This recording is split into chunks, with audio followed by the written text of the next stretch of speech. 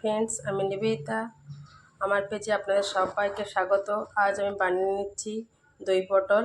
তার জন্য পটল কেটে নিয়েছি আর পটলের দু সাইড এইভাবে কেটে নিয়েছি, তাতে ভালো করে মশলাটা ঢোকে আর ভালোভাবে ভাজা হয়। অল্প একটু আলু নিয়েছি কেটে, আপনারা চাইলে আলু দিতে পারেন, নাও দিতে পারেন।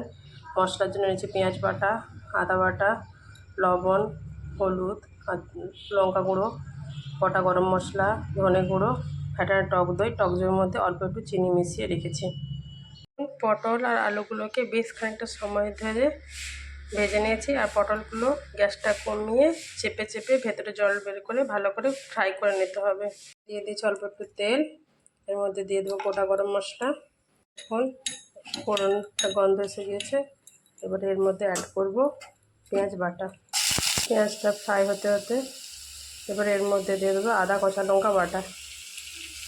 এটা একসাথে ফ্রাই করতে থাকবো ভালো করে। ফ্রাই হয়েছে পেঁয়াজ আদা, এবারে দেবো লবণ, লঙ্কা গুঁড়ো, হলুদ গুঁড়ো দিয়ে ভালো করে মিশিয়ে নেব। মশলাটা কষানো হয়ে গেছে, এবার এর মধ্যে দেবো ধনে গুঁড়ো। আর ধনেটা যাতে পুড়ে না যায় তার জন্য দিয়ে দেবো মশলা বাটিতে একটু জল দিয়ে ভালো করে মশলাটা কষিয়ে নেব। মশলাটা কষানো হতে কষা গিয়েছে, এবার এর মধ্যে দেবো ফ্যাটানো চিনি মেশানো টক দই। টক দই দেওয়ার সময় গ্যাসের ফ্লেমটা কমিয়ে দিতে হবে। ভালো করে মিশিয়ে নিয়ে এটাকে 1 মিনিট ঢাকনা দিতে হবে যতক্ষণ তেল না ছাড়ে। মশলাটা কষানো হয়ে গেছে, এবার এর মধ্যে অ্যাড করে দেবো ভেজে রাখা পটলগুলো।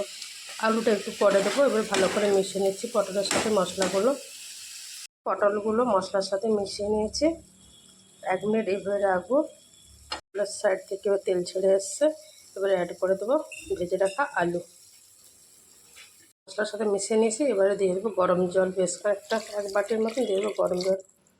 2 মিনিট ফুটিয়ে নেব। এভাবে বাড়িতে দই পটল বানান, খেয়ে দেখুন।